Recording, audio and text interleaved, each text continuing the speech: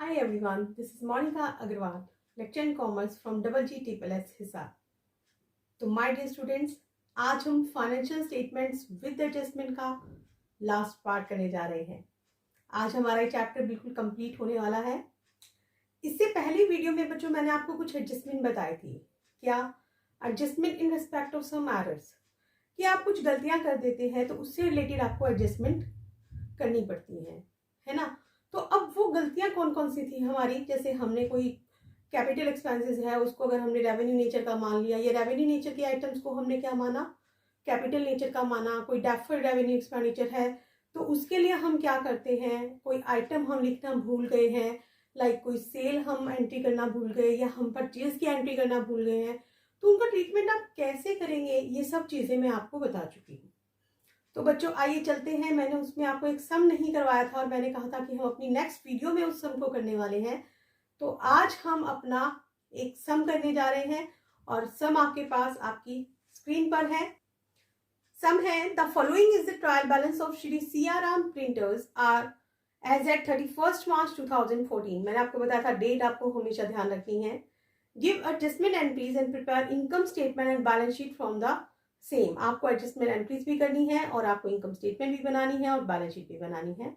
आपको trial balance दिया गया है बच्चों, तो क्या क्या चीजें हैं आपके पास। क्रेडिट में कुछ है चीजें, सेल्स है आपके पास 1,97,200 की, आउटस्टैंडिंग वेजेस है आपके पास 800 रुपए की, क्रेडिटर्स है 10,200 के, कैपिटल है 1,06,800 के, बैंक है 12,220 का, लोन और मॉर्गेज है 16,000 के, इंटरेस्ट ऑन सिक्योरिटीज है 925 रुपए की। आइए चलते हैं अब डेबिट तरफ की आइटम्स की तरफ। परचेजेस आपको दे रखी हैं 1,15,725 रुपए की, एडमिनिस्ट्रेटिव एक्सपेंसेस हैं 15,750 रुपए के, वेजेस हैं आपके पास 40,715 रुपए की, फ्रेट है आपके पास 5100 रुपए के, डिस्काउंट अलाउड है आपके पास 1800 रुपए का, पैटी कैश 175। पैटी कैश जो छोटे छोटे खर्चे करने के लिए आप एक अलग से निकाल देते हैं कि 5 रुपए की स्टेशनरी, 10 रुपए का पेन, इन खर्चों को हर एक आइटम को ना लिखते हो हम पैटी कैश के नाम से।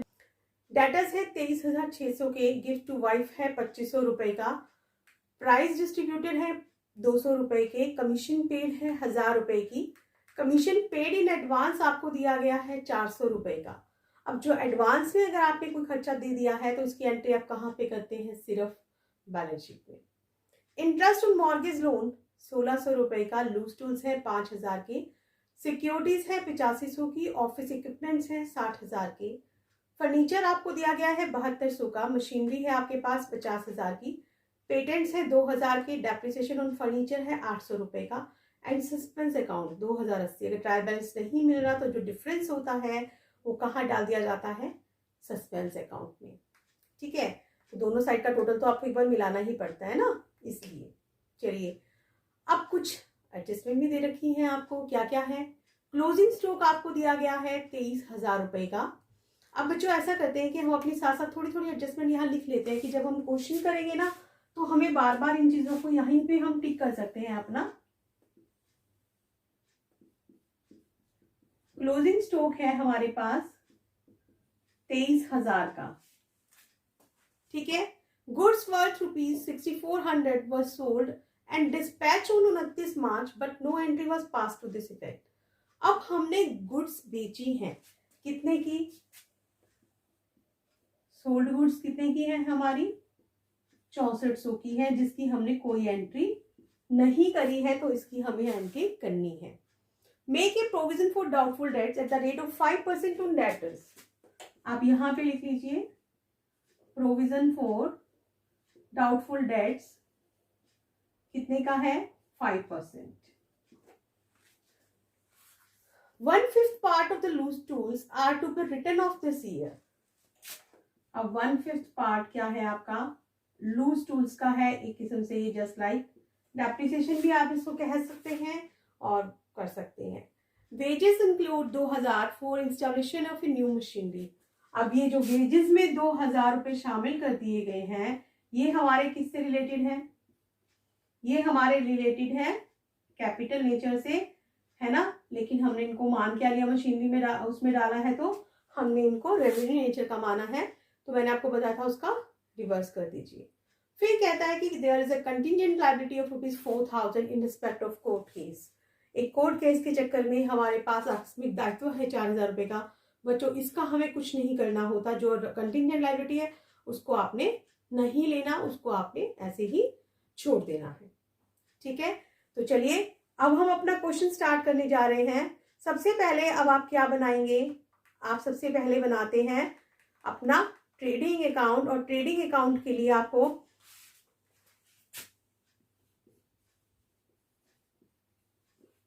Trading and profit and loss account for the year ending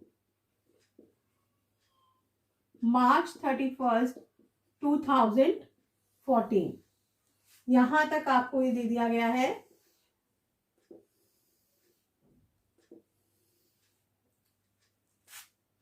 सबसे पहले आप क्या लिखते हैं यहाँ पे, टू ओपनिंग स्टॉक। तो सबसे पहले क्वेश्चन में देखिए क्या ओपनिंग स्टॉक है। बाई चांस ऐसा है कि क्वेश्चन में ओपनिंग स्टॉक नहीं है तो डोंट वरी, आप उसको कुछ मत कीजिए, यहाँ पे सिर्फ लिख दीजिए। फिर आपके पास दे रखी है परचेजेस। परचेजेस कितने की दे रखी है आपको, 1,15,725 रुपए की। क्या आपको एडजस्टमेंट में कोई है, एडजस्टमेंट में कोई चीज नहीं है। साथ ही आपको परचेज रिटर्न भी नहीं दे रखी, तो सारी की सारी परचेजेस हम यहाँ लिख सकते हैं। दूसरी तरफ चलते हैं, बाय सेल्स आपके पास है 1,97,200। अब इसमें ऐड क्या करोगे आप, जो आप सेल की एंट्री करना भूल गए हैं 6400 रुपए वाली, यहाँ टिक कर दीजिए कि हमने एक बार इसकी एंट्री कर दी है, कितने की, 6400 की। तो ये कितना आ गया, 4 और 2 6, 7 6 13, 9 1 10, 2,03,600। इसी के नीचे हमारी कौन सी हो जाएगी, क्लोजिंग स्टॉक भी हो जाएगा। बाय क्लोजिंग स्टॉक कितने का है, 23,000। ठीक है, अब चलिए डेबिट साइड की तरफ चलते हैं। यहाँ पे हमारी इस तरफ यही आइटम्स होती हैं। एडमिनिस्ट्रेटिव एक्सपेंसेस को आप नहीं लेंगे, वेजेस आपको लेनी है। वेजेस कितने की हैं, 40,715 रुपए की हैं। उसमें आपके पास वेजेस से रिलेटेड देखिए एक एंट्री भी है, जहां पे कैपिटल नेचर की आइटम को आपने रेवेन्यू आना हुआ है, तो वेजेस में 2,000 रुपए ऐड है, तो आप इसको यहाँ पे लेस कर देंगे। ठीक है, कितना आ जाएगा ये आ जाएगा 38,715 रुपए। यहाँ पे एक बार इसकी एंट्री भी हमारी हो चुकी है।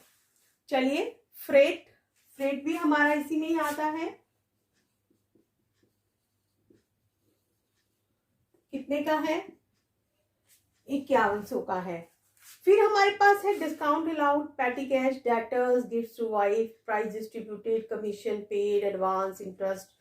देखिए नजर डालिए, क्या हमारे पास कोई और चीज है, नहीं, हमारे पास इसमें आने वाली कोई भी और आइटम नहीं है। तो अब हम क्या करेंगे, इसका मतलब हम अपना यहाँ पे ग्रोस प्रॉफिट निकाल सकते हैं।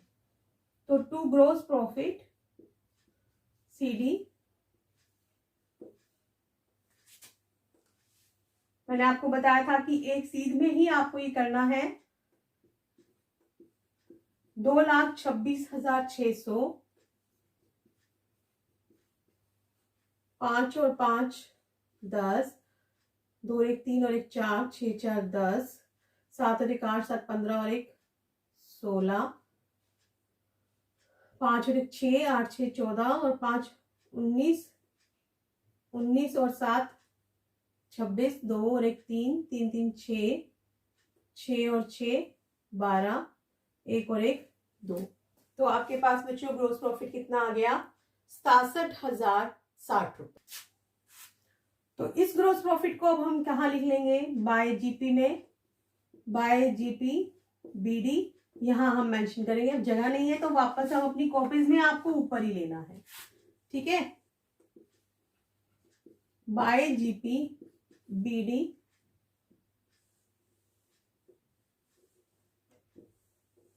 कितना है, ये 67,060 रुपए।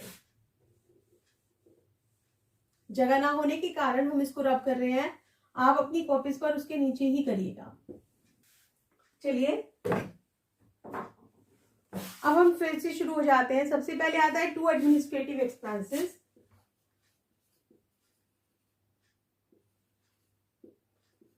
₹15,750 के वेजेस आप ले चुके हैं, फ्रेट भी ले चुके हैं, डिस्काउंट अलाउड आपको लेना है,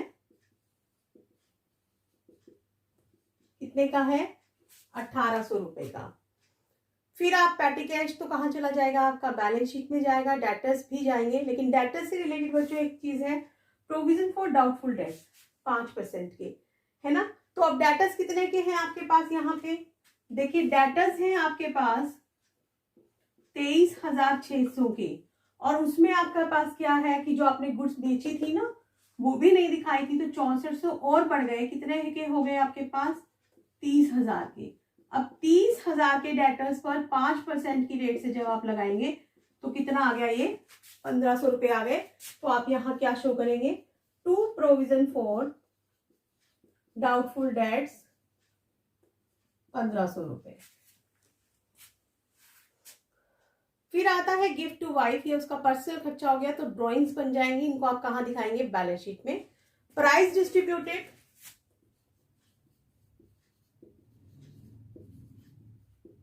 ₹200 के।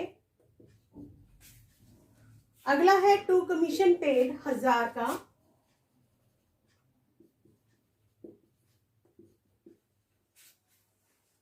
फिर उसके बाद आ जाता है कमीशन पेड इन एडवांस। मैंने आपको बताया कोई भी एडवांस है, आउटस्टैंडिंग है, अगर वो ट्रायल बैलेंस में दे रखा है तो सिर्फ उसकी एंट्री कहाँ होगी? बैलेंस शीट में होगी और कहीं नहीं जाएगी। ठीक है, तो यहाँ पे हम उसको नहीं और दिखा सकते हैं। फिर आपका आता है interest on mortgage loan.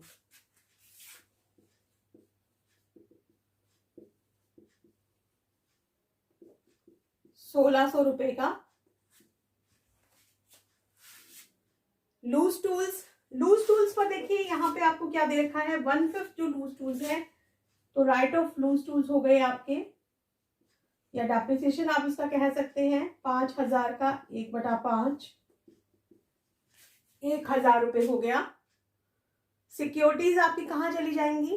Balance sheet में। ऑफिस इक्विपमेंट भी बैलेंस शीट में जाएंगे, फर्नीचर, मशीनरी, पेटेंट्स सब बैलेंस शीट में जाएगा, लेकिन जो डेप्रिसिएशन ऑन फर्नीचर है वो यहीं पर आएगा। अब लेकिन देखिए यहीं पर है तो इसकी वहां एंट्री नहीं होगी, इसकी सिर्फ प्रॉफिट एंड लॉस अकाउंट पे ही एंट्री होगी। सस्पेंस अकाउंट भी आपका कहाँ चला जाएगा? बैलेंस शीट में चला जाएगा। ठीक है, अब चलिए क्रेडिट साइड के आइटम्स देख लेते हैं। सेल्स आप ले चुके हैं, आउटस्टैंडिंग वेजेस है, आउटस्टैंडिंग खर्चा सीधा कहाँ चला जाएगा?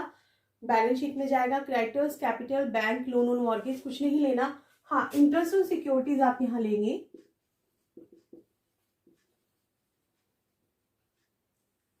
कितने की है? ₹925 की। ठीक है, चलिए अब हम निकालते हैं net profit. To net profit CD,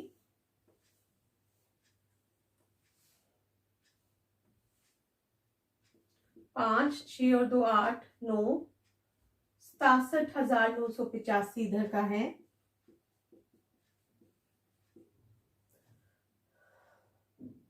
5, 5 और 3 8, 8 और 7 15 और 5 20, तो 22 और 6 28 और 8 36 और 3 39, 3 5 और 3 8 9 10 11 12 13 और 4 17, 1 और 1 2 4 और 2 6। तो मतलब नेट प्रॉफिट बच्चों आपके पास कितना आ गया? ₹44,335 का।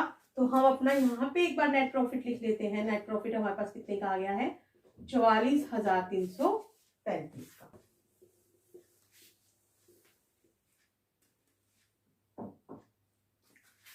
चलिए अब हम बनाएंगे balance sheet. Balance sheet as at March 31, 2014।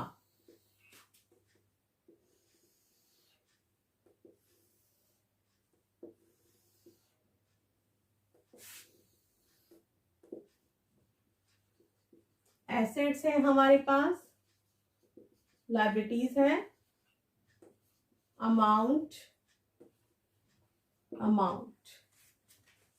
ठीक है, चलिए हम वन बाय वन चीजों को लेकर चलते हैं। डेबिट साइड से उठाना शुरू कर देते हैं। परचेजेस हो चुका है, एडमिनिस्ट्रेटिव एक्सपेंसेस भी हो चुके हैं, वेजेस, फ्रेट। देखिए वेजेस हमारे पास, अभी वेजेस वाला था ना हमारे पास, इंस्टॉलेशन मशीनरी, तो मशीनरी में ऐड करना है, इसको ध्यान रखना है। फ्रेट हो चुका है, डिस्काउंट अलाउड हो चुका है, पैटी कैश, पैटी कैश कितने का है, 175 रुपए का है। फिर आपके पास डेटर्स हैं।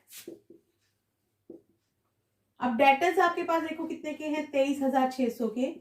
आप उसमें दिखाएंगे ऐड जो एंट्री नहीं की थी 6400 की, कितने के हो गए, 30,000 के। लेस उसमें से प्रोविजन आप लेस कर देंगे 1500 रुपए का, तो आपके पास यहाँ पे कितना आ गया, इसको हम इधर को लिखते हैं ताकि हमारे को टोटल में दिक्कत ना हो। 28,500 का हमारे पास ये आ गया है। ठीक है, गिफ्ट टू वाइफ क्या है हमारे पास, गिफ्ट टू वाइफ ड्राइंग्स है हमारी।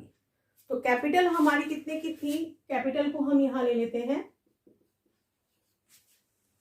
कैपिटल बच्चों दे रखी है आपको 1,06,800, less drawings.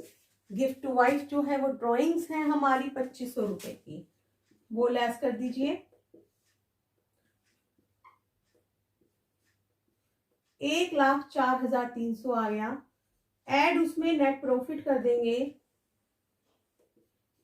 44,335,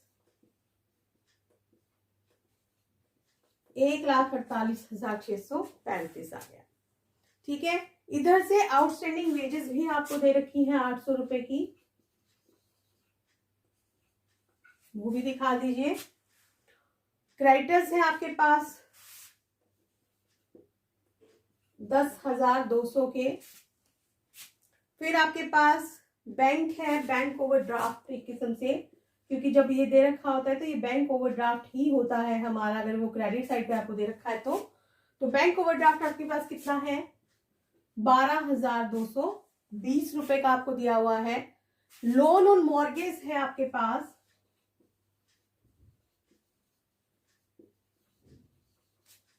loan on mortgage आपको कितना दे रखा है, 16,000 का। ठीक है, और इधर से अब हमने देखिए ये एंट्री हम कर चुके हैं, क्लोजिंग स्टॉक वाली कर देते हैं 23,000 की। तो हमारी ये एंट्री भी हो गई, प्रोविजन भी आप डिस्काउंट में कर चुके हैं। अभी हमारी ये दो चीजें रह गई हैं, है ना। तो चलिए गिफ्ट टू वाइफ हो गया, प्राइस डिस्ट्रीब्यूटेड हमारा हो चुका है। अब और चलते हैं कि और हमारे पास क्या क्या चीजें रह गई हैं। कमीशन पेड हो गया, लेकिन कमीशन पेड इन एडवांस वो आप यहां दिखाएंगे, 400 रुपए का आप इधर दिखा दोगे इसको। इंटरेस्ट आप दिखा चुके हैं। लूज टूल्स, लूज टूल्स 5,000 के थे, लेस डेप्रिसिएशन लग गया 1,000 का, कितने के रह गए, 4,000 के। ठीक है, सिक्योरिटीज आपके पास है 8500 की। ऑफिस इक्विपमेंट है आपके पास, ऑफिस इक्विपमेंट है आपके पास 60,000 के। फर्नीचर है आपके पास बच्चों 7200 का। अब इस फर्नीचर में से डेप्रिसिएशन नहीं लेस करोगे क्योंकि वो ऑलरेडी हम ट्रायल बैलेंस में दे रखा है और उसको हम प्रॉफिट एंड लॉस अकाउंट से कर चुके हैं। मशीनरी है आपके पास 50,000 की, लेकिन उसमें ये जो 2,000 रुपए हमारी इसकी कॉस्ट है ना, ये भी ऐड हो जाएगी क्योंकि ये हमारा क्या है, कैपिटल नेचर का खर्चा है, तो इसको हमने वापस कैपिटल नेचर का मान लिया है। और फिर हमारे पास क्या आ गया, पेटेंट्स आ गए हैं, कितने के हैं, 2,000 के। अब एक दे रखा है सस्पेंस अकाउंट, जो गलतियां नहीं निकली, क्योंकि डेबिट में दे रखा है तो बैलेंस शीट हमें पूरी करनी है, तो इसको भी हम भी डेबिट वाली चीजों को एसेट्स में ले लेते हैं। तो सस्पेंस अकाउंट हम यहां दिखा देंगे, कितने का है ये, 2,080 रुपए का है।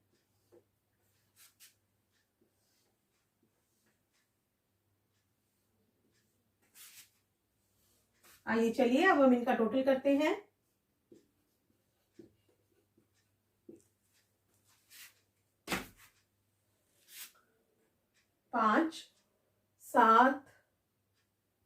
8 और 7 15, 1 और 1 2, 5 और 2 7 और 4 11 और 5 16 17 18, 8 और 1 9, 3 12 और 4 16 और 8 24 और 7 31, 32 33 34 35 36 37, 3 3 और 2 5 और 2 7 और 6 13 और 5 18। ये आपके पास आ गया इधर का 1,87,855। अब चलिए अब हम इधर का टोटल करते हैं। 5 3 और 2 5, 8 और 2 10 और 2 12 और 6 18, 2 और 1 3, 6 3 9 और 8 17, 1 और 1 2 3 4, 4 और 4 8, और ये भी आपके पास कितना आ गया 1,87,855। तो देखा आपने, तो इस तरीके से जो हमारा क्वेश्चन है, ये हमारा क्वेश्चन क्या है, सही है, क्योंकि हमारी जो बैलेंस शीट है वो मिल गई है। तो देखा आपने कि कुछ एरर्स जो हमारी हो गई थी उनको हमने किस तरीके से ठीक किया है। चलिए लास्ट हमारा है sale of goods on approval basis.